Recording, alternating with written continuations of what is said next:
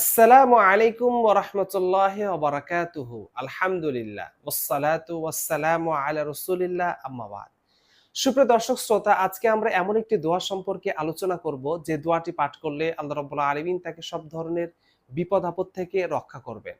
তিরমিজি শরীফের ৩৩৮৮ নং হাদিসে হযরত ওসমান ইবনে আফফান রাদিয়াল্লাহু তাআলা আনহু থেকে বর্ণিত, তিনি বলেন, প্রিয় নবী সাল্লাল্লাহু আলাইহি ওয়াসাল্লাম বলেছেন, যে ব্যক্তি সকাল এবং সন্ধ্যায় ৩ বার করে এই দোয়াটি পাঠ করবে, আল্লাহ রাব্বুল আলামিন তাকে সব ধরনের বিপদ আপদ থেকে রক্ষা করবেন।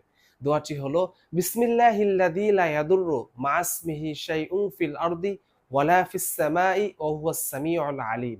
দোয়াটির অর্থ, আমি আল্লাহ তাআলার নামে, যার নামের বরকতে আসমান এবং মাটির কোনো কিছুই কোনো অনিষ্ট করতে পারে না। তিনি সর্বশ্রোতা, সর্বজ্ঞানী।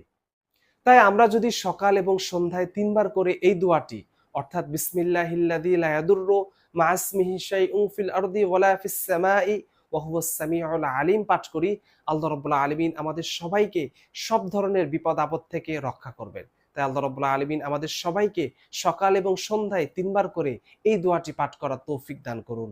আমিন।